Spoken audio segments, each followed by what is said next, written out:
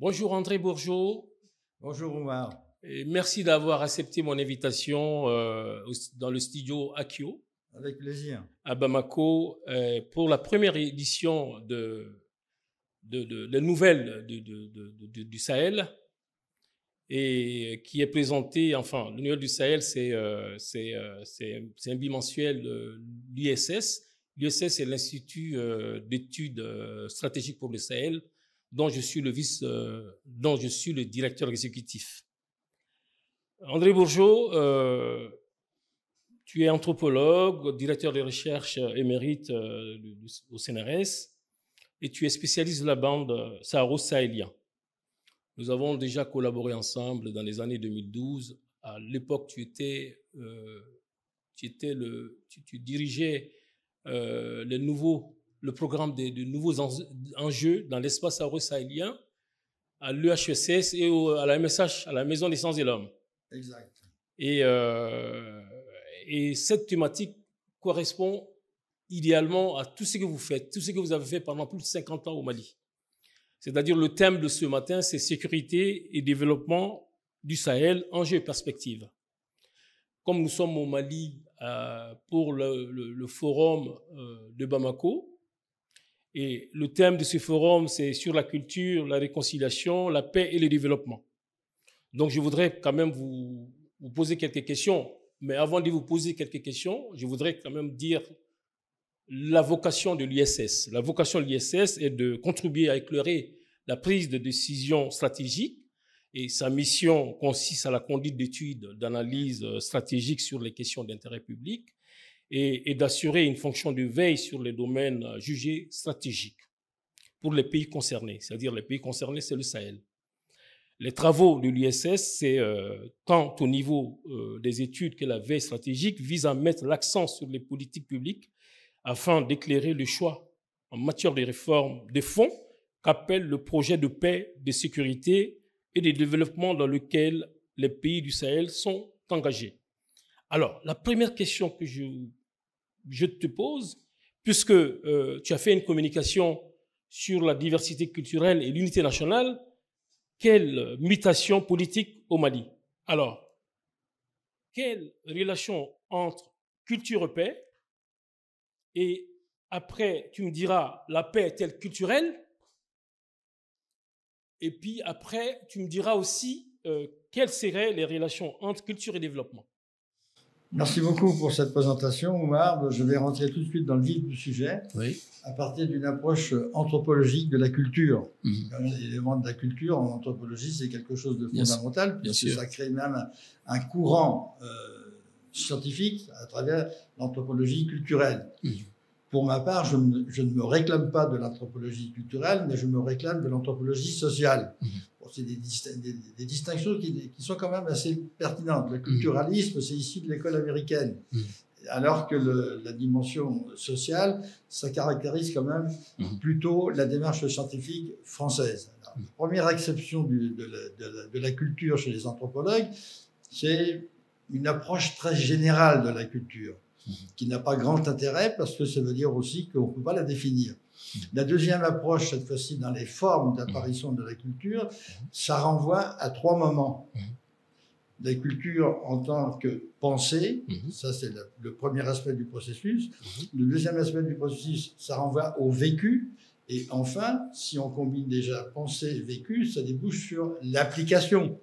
Ça veut dire qu'on ne peut pas avoir une approche de la culture indépendamment des rapports sociaux, de la société, appréhendés dans une histoire particulière. D'où le problème difficile de définir la culture. C'est une des raisons pour lesquelles il y a un anthropologue dont je ne citerai pas le nom qui a essayé de définir la culture. Il a trouvé, je crois, plus de 100 définitions de la culture. Ah oui, d'accord. C'est une manière aussi de souligner la complexité de la culture. Alors moi, je n'ai pas cette approche-là. J'ai une approche plutôt politique. Quelles sont les relations entre la culture et le politique ou bien la politique? À partir de ce moment-là, on peut avoir un éclairage qui révèle quand même une approche historique et puis qui permet peut-être une meilleure compréhension de la culture. Par-delà cette approche particulière, je tiens quand même à souligner qu'il y a des éléments invariants dans les cultures. Donc ça veut dire que la notion de culture, elle est porteuse aussi d'universalisme. on trouve des éléments qui font en sorte qu'on retrouve toujours des mêmes éléments dans toutes les cultures. Ça ne veut pas dire pour autant que ça permet d'une définition. Oui. Mais c'est important de mentionner la dimension universaliste de la culture. Maintenant, ta deuxième question, c'était comment La deuxième question, c'est bon, la paix est-elle culturelle? Donc ça, tu l'as répondu. Non, je n'ai pas répondu. Oui, d'accord. La paix est-elle culturelle? Alors, la paix est-elle culturelle? Je répondrai aussi là en deux moments. Oui. Le problème de est-ce que la paix, est-ce que la culture est porteuse de paix? C'est ça en définitive la question que tu veux poser. Oui, tout à fait. Donc, j'y répondrai en deux temps. Avant le conflit, est-ce que la culture peut générer des processus qui éviteraient le conflit armé? Et la deuxième approche de la relation entre culture et après, c'est après le conflit. Quel rôle peut jouer la culture dans le retour à des négociations, par la négociation, à des situations de paix? Je crois que ces deux éléments sont importants. Oui. Voilà. Maintenant, cette culture-là, on ne peut pas faire l'économie de l'intégrer dans quelque chose de plus global.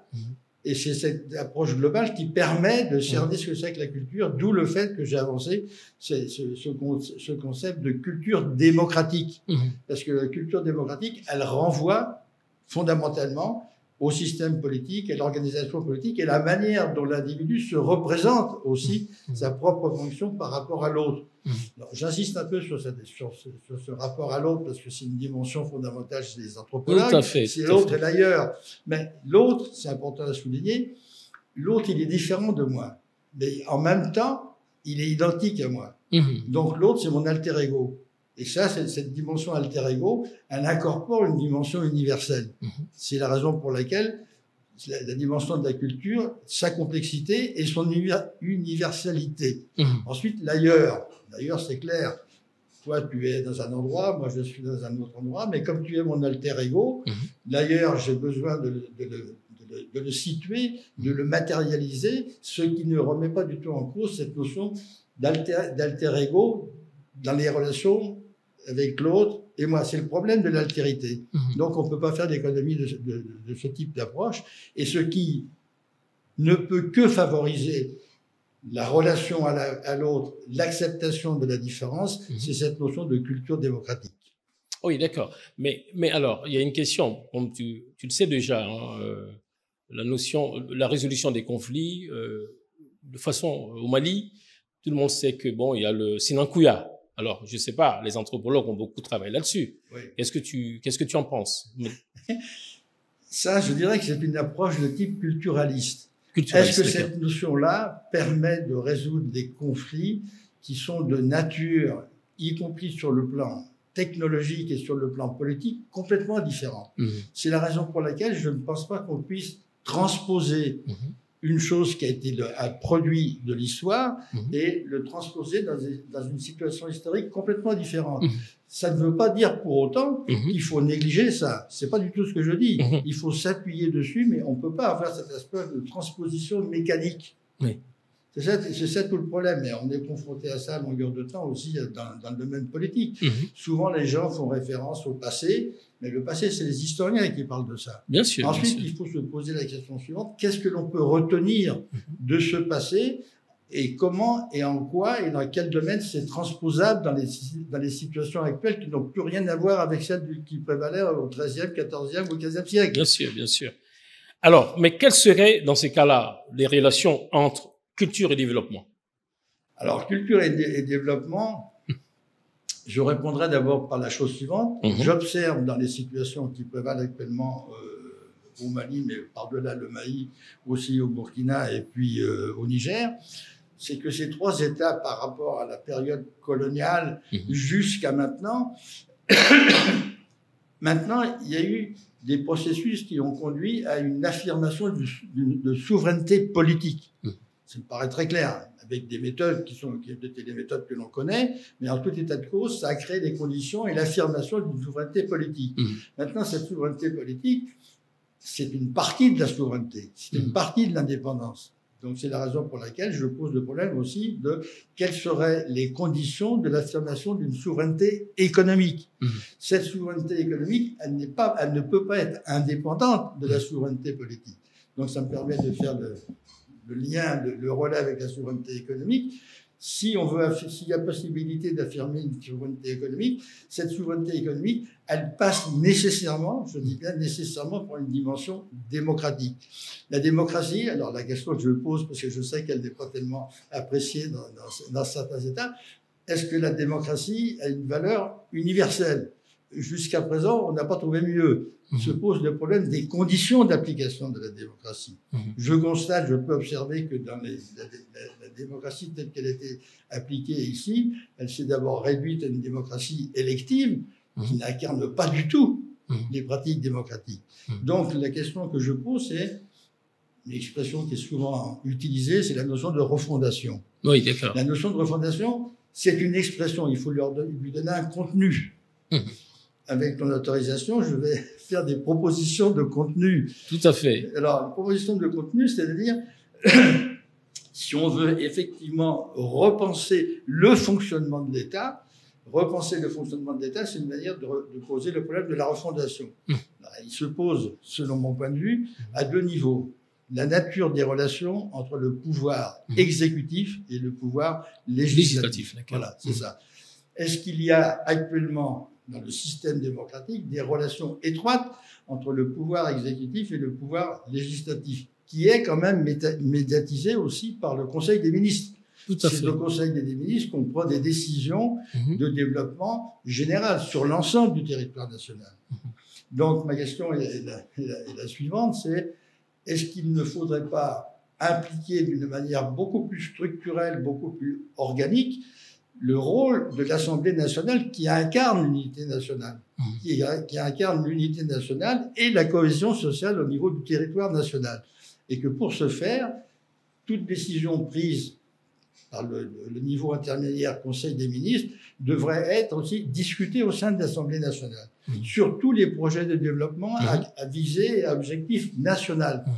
Parce que la composition de l'Assemblée nationale renvoie aussi à des élus locaux, régionaux. Donc ça crée des conditions d'une conception de développement national qui intègre effectivement tous les représentants de la nation. C'est ça ma préoccupation majeure. J'aurais des questions à te poser par rapport à la refondation. Mais avant, je voudrais vraiment que je voudrais te voir réagir sur l'alliance des États du Sahel. C'est-à-dire que... mais est-ce qu'on est vers la fin du CFA, du franc CFA, de l'UEMOA et de la CEDEAO? Bon, je crois qu'il faut là aussi resituer le contexte de l'apparition de l'Alliance des États du Sahel. De mon point de vue, c'est une des phases premières d'un processus qui ira probablement au-delà de l'Alliance. Je crois avoir compris que récemment, il y a eu une réunion à Niamey, je crois il y a quelques jours, 3 semaines, qui envisage la formation d'une confédération. Confédération, c'est déjà différent de la notion d'alliance. Ça pose le problème des souverainetés politiques des États. C'est-à-dire chaque État qui compose la confédération a aussi sa propre finalité et sa propre souveraineté. Ça, je crois que c'est important à mentionner. Dans le contexte actuel, là, puisque tu poses le problème dans ces relations avec les organisations de la sous-région, etc., j'observe, c'est une observation que l'on peut vérifier, c'est lorsqu'il y a eu le coup d'État au Niger, la CEDEAO a utilisé des propos un peu menaçants sur le coup d'État, disant on peut intervenir militairement. Dans ces circonstances-là, donc dans ce contexte-là, l'AES, l'Alliance des États du Sahel, est intervenue en disant attention, si vous intervenez militairement sur le Sahel, nous aussi, on va intervenir. Donc, face à cette menace, j'observe qu'il n'y a pas eu d'intervention militaire. D'où le fait que quand il y a des processus de solidarité au niveau des États, ça neutralise aussi les velléités belliqueuses de certaines entités. C'est l'une des raisons pour lesquelles je considère que c'est un élément important. Reste maintenant le problème suivant, c'est quel contenu à donner sur cette confédération. je crois avoir compris qu'un des éléments de cette confédération, c'était la création d'une nouvelle monnaie. Oui, bien sûr. Ben oui, la souveraineté économique, elle passe nécessairement. Elle passe, oui, nécessairement, oui. Mais, autre question, décidément, je te pose beaucoup de questions, mais dans les questions, il y a déjà des réponses. Oui. Je suppose, c'est une supposition, que cette proposition de création d'une nouvelle monnaie n'a pas pu se faire indépendamment de ce qui se passe au niveau des BRICS. Comme tu le sais aussi bien que moi, les BRICS maintenant ont un certain écho. L'Arabie Saoudite fait partie des BRICS. L'Iran aussi. L'Iran aussi. Mais bien sûr. Donc, tu vois, on ne peut plus non plus raisonner avec nos catégories du passé en termes de blocs. L'Arabie Saoudite, quand même, qui était très proche de la politique américaine, se retrouve dans les BRICS avec les Chinois et avec les Russes. Les Russes, oui. Et oui, donc c'est pas du tout négligeable. Donc, de ce fait-là, je pense que c'est une décision intéressante. Reste à savoir comment elle va être mise en œuvre. Moi, je ne suis pas devin, je ne sais pas, mais c'est ça aussi l'histoire. L'histoire, elle se fait par une pratique. Elle n'est pas prédéterminée. Elle se fait par une pratique. Dans ce contexte-là, j'ai quand même une interrogation. Tu as vu le résultat des élections au Sénégal, positif, remarquablement. Ça aussi, c'est la pratique démocratique au Sénégal. C'est pas petit, c'est important. Oui. Mais quand il a fallu choisir un élément qui caractérise la souveraineté économique, ils ont envisagé la création d'une monnaie nationale, alors qu'il existait au préalable la proposition de créer une monnaie au sein de l'AES. Donc la question que je me pose, s'il y a effectivement création d'une monnaie nationale au niveau du Sénégal, est-ce que ça ne va pas affaiblir le processus de constitution d'une monnaie incarné pour le moment par 3 États. Premier problème. Deuxième problème, est-ce que ces 3 États ont suffisamment de réserves monétaires pour créer une monnaie? Ça, c'est toujours posé en ces termes. Le seul qui avait cette capacité, c'était le colonel Kadhafi. Kadhafi, oui. Oui, rappelle-toi, à l'époque, il avait capacité à créer une monnaie qui pouvait concurrencer d'une manière, comment dire, quasiment irréversible, la dollarisation de l'économie mondiale. Donc, cette monnaie créée par Kadhafi, que Kadhafi voulait créer, c'était un processus irréversible de dédollarisation de l'économie mondiale. C'est une des raisons pour lesquelles on l'a exécuté, il faut quand même le mentionner, et toutes les conséquences que ça a pu avoir aussi sur l'ensemble de l'espace saharo-sahélien. Alors, donc, si je comprends bien, est-ce que l'AES va vers une nouvelle dynamique régionale? Elle est porteuse de ça. Elle est porteuse de ça parce que c'est aussi une proposition politique et économique qui affaiblit la CEDEAO. Or, rappelle-toi, en tout cas, les gens qui se réclamaient d'un certain progressisme, d'un certain panafricanisme, ont toujours considéré que ces entités régionales, ces CEDEAO, je crois qu'à l'époque, on disait que c'était le syndicat des chefs d'État. Les chefs d'État, oui. C'était très drôle. Donc, à partir du moment où ça l'affaiblit, ça crée un nouveau rapport de force politique. Et dans un contexte, cette fois-ci, plus géopolitique, plus global, on sent que c'est un des éléments de la mise en place d'un nouvel ordre mondial. Je ne dis pas que ça va arriver ou que c'est déjà arrivé, c'est pas ça. Moi, ce qui m'importe de voir, c'est les éléments qui permettent de dire qu'il y a des processus qui vont se développer. Mais ces processus ne peuvent se développer qu'avec un soutien populaire. Donc, je retombe sur ce que je disais tout à l'heure sur les relations entre pouvoir exécutif et pouvoir législatif. Le pouvoir législatif, il incarne de facto la souveraineté populaire. C'est la raison pour laquelle je ne pourrais pas faire de dissociation entre pouvoir exécutif, pouvoir législatif et souveraineté. La souveraineté politique, elle s'est manifestée. Maintenant, la souveraineté économique, elle doit se manifester à travers la souveraineté populaire incarnée par l'Assemblée nationale. Donc, on retombe sur le problème de la démocratie. Tout à fait.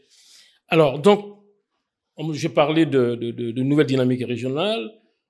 Je pourrais aussi parler de nouvelles dynamiques continentales. Qu'en penses-tu? Alors, là, la question de la manière dont tu la poses, je la formulerai différemment. Oui. Ce que je viens de dire, est-ce que ça relève d'une utopie, d'un idéalisme ou d'un vœu pieux? C'est ça la question que tu poses. Donc, en termes d'utopie, je dirais la différence entre l'utopie et l'idéalisme, c'est que, historiquement parlant, l'utopie a été toujours porteuse de transformation sociale. Oui. On le voit historiquement parlant, hein, tout ce qu'on a pu dire au moment des révolutions en 89 chez les Français, chez les Russes et tout ça, elle est porteuse de transformation réelle. L'idéalisme, son inconvénient, c'est qu'elle est nécessaire, mais elle n'est pas porteuse nécessairement de transformation. C'est l'établissement que... Alors, pour répondre plus directement à partir de cette distinction-là, dire que ça peut être au niveau continental, pour l'heure, ça participe de l'utopie, donc ça peut devenir une réalité à condition que le processus que je viens de décrire à travers l'AES se développe d'une manière importante. Mais c'est un combat politique. L'opposition conservatrice, pour ne pas utiliser un autre terme, ne laissera pas faire. Oui. Et oui, donc l'histoire se fait toujours dans un contexte de combat politique. Je reviens maintenant sur la nature entre la culture et la politique.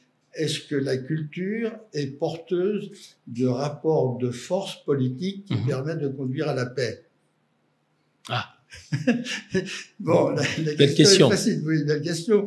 Mais ça veut dire que non, les rapports de force, ils se construisent sur des rapports politiques. Oui. Mais en même temps, c'est pour ça que c'est compliqué. En même temps, dans ces rapports politiques, il y a une dimension culturelle. Oui, tout à fait. Cette dimension culturelle, elle n'est pas réductible à la culture. C'est une des raisons pour lesquelles que la complexité de la définition de la culture est redoutable. Mais en même temps, on ne peut pas l'évacuer. Ça veut dire que dans les analyses, on est obligé de la prendre en compte et ensuite on hiérarchise les problèmes. Tu comprends ce que je veux dire? Donc, la culture peut être une des composantes des rapports de force politique. Très bien. Alors, dans ce cas-là, dis-moi, quelles seraient les conséquences politiques, économiques et sécuritaires de la création de l'AES? Je ne suis pas devin. Encore une fois, je constate que c'est un élément de progrès. Reste le problème du contenu et des conditions d'application. Pour l'heure, on a vu ce qu'a fait l'AES, ça s'est surtout manifesté au niveau de l'intervention militaire de la CEDEAO sur le coup d'État au Niger. Oui. Bon, je réduis un petit peu les choses parce que c'est plus complexe que ça. Maintenant, la transformation en une confédération qui constitue une entité politique, on va voir qu'est-ce qu'ils vont mettre dedans et on va voir comment ils vont la mettre en œuvre. C'est pas gagné. C'est pas linéaire. L'histoire n'a jamais été linéaire. Il y a des avancées, mais il y a aussi beaucoup de recul. On voit ça à propos de la démocratie, puisqu'on parlait de la démocratie. En France, il y a quand même eu 3 révolutions. Oui. 89, 1830, 1848, la Commune de Paris, pour préserver la démocratie. La démocratie, oui. Alors, donc, tu vois, il y a quand même de gros enjeux sur la démocratie. Tout à fait. Alors, bon, maintenant, tu as parlé de refondation tout à l'heure, quand tu as commencé à... Mais quelle est pour toi la création de la refondation d'un État?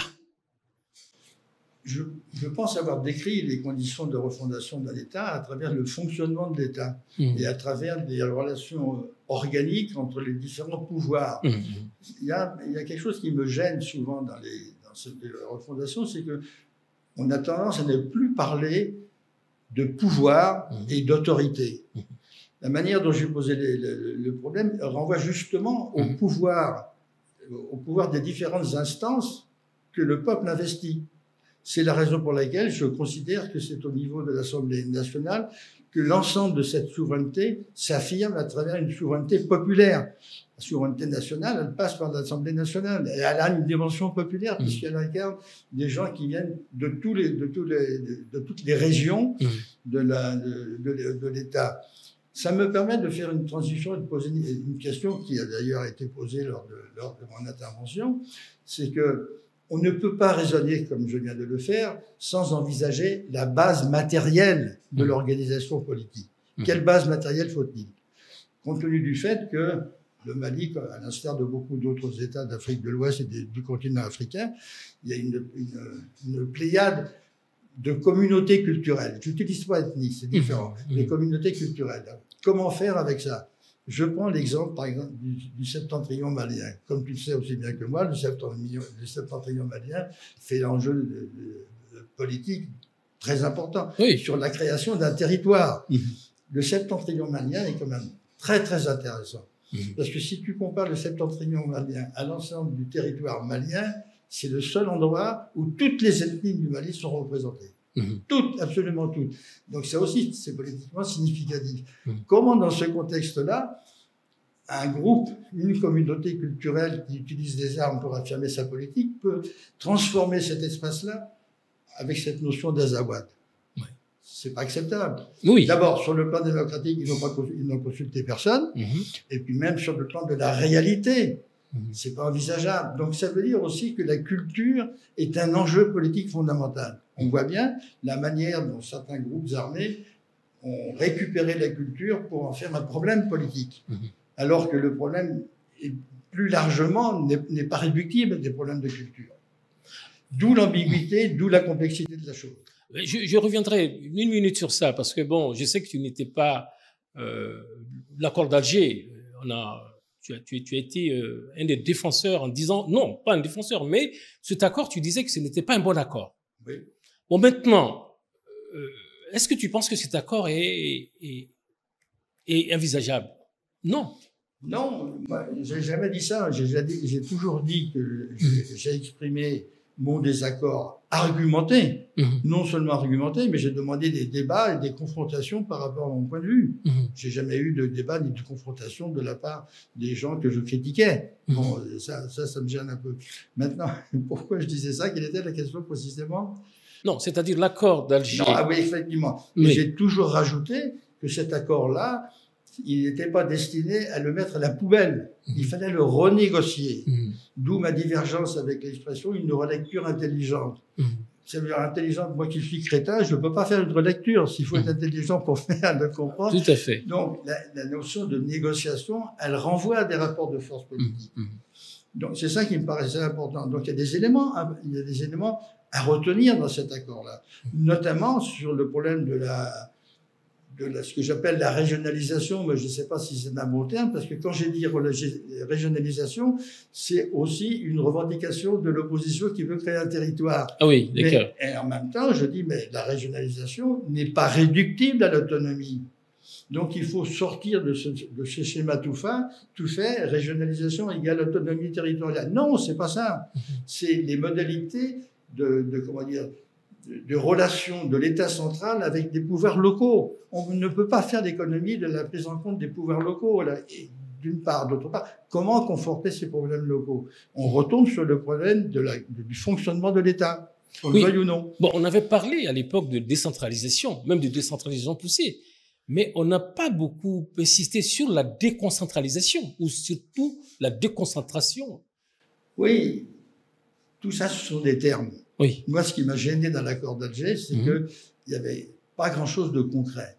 Décentralisation, je peux imaginer, mais je peux difficilement l'imaginer si, concrètement, si on ne me donne pas des éléments de concrétisation. Comment l'État va se décentraliser sur les pouvoirs locaux? Selon quelles modalités, etc.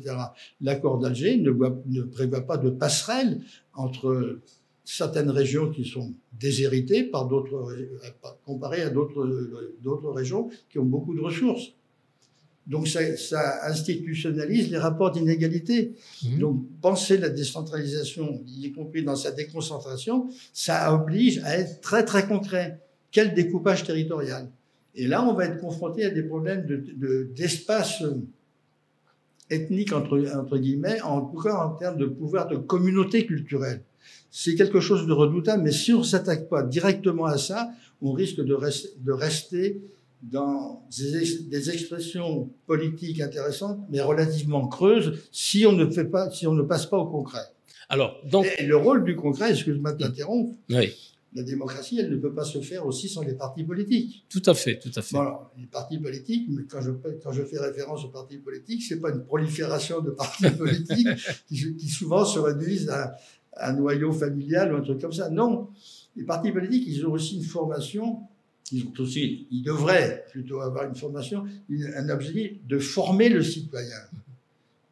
C'est pas ce que j'ai constaté au Mali, mais nulle part, ils ne forment pas de citoyens. Donc la formation de citoyens repose le problème de la démocratie et de la formation d'un citoyen républicain. Donc la forme politique visant la formation du citoyen, c'est la République. Oui. Donc s'il n'y a pas de pensée conceptuelle à ce niveau-là, eh ben, on se limite à utiliser des expressions sans réalité concrète, sans possibilité de réalisation. Et on retombe sur le problème de l'utopie. L'utopie, elle est porteuse de réalisation, à condition qu'on se donne les moyens politiques d'affirmer cette utopie. Alors, une question peut-être qui fâche, que tout le monde se pose. Pourquoi nous avons peur de la fédération? Nous avons vu, la Suisse est une fédération, la Russie est une fédération, le Nigeria est une fédération, mais personne n'a peur de la fédération. Qu'en penses-tu? Je pense, enfin oui, effectivement, notamment dans l'Afrique de l'Ouest, le terme de fédération, fédéralisme, ça hérisse. Ça hérisse, oui. Oui, parce que, pourquoi? Parce que tu as cité des États comme ça, la Suisse, le Nigeria, etc. Je souligne quand même que le système fédéral du Nigeria n'a pas empêché la guerre du Biafra. Donc, c'est pas le système fédéral en soi qui va résoudre les problèmes conflictuels, d'une part. D'autre part, le système fédéral ne peut fonctionner que dans le cadre d'un État fort, d'un État central fort. Ça repose le problème de la confédération. Est-ce qu'on ne peut pas envisager comme étape intermédiaire, s'il fallait aller dans le sens d'une fédération, de quel serait le contenu de confédération qui engloberait d'autres États? Dans ce contexte-là, ça veut dire que le processus de mise en place d'un nouvel ordre mondial serait très concret. Mais penser que le système fédéral, comme le font certains groupes armés au Mali, résoudrait les problèmes, non. Au contraire, ça ne peut que les exacerber parce que ce serait la dimension identitaire qui allait prévaloir. Donc, s'il n'y a pas au préalable une étude culturelle au préalable pour définir des territoires, cette fois-ci, on ne peut pas faire l'économie de la territorialité dans une organisation politique. C'est un problème redoutable, mais il faut s'y colter. Il faudrait que des chercheurs nationaux se coltent à ça. Et s'ils s'y coltent, c'est aussi à condition que le pouvoir politique le demande. Bien sûr, bien sûr. Donc, voilà. On retombe sur le problème du pouvoir d'État. Oui. En tout cas, merci. Mais une dernière question, parce que moi, je suis un homme de culture, puisque j'ai été ambassadeur du Mali auprès de l'UNESCO pendant 7 ans. Alors, la dernière question que je voulais te poser, qu'est-ce que la culture?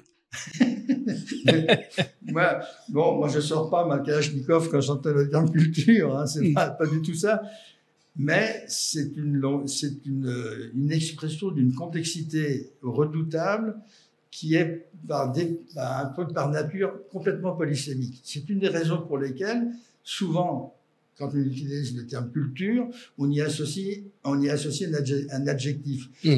Culture artistique et culture politique, ça montre bien la nécessité de le préciser parce qu'il n'y a pas de définition unique de la culture. D'où sa complexité et d'où sa polysémie. Voilà. En tout cas, vraiment, merci pour cet entretien. Oui. Et donc, je te dis au revoir et à bientôt. Merci beaucoup, André. Merci. Allez, au revoir. Merci de l'invitation. Merci.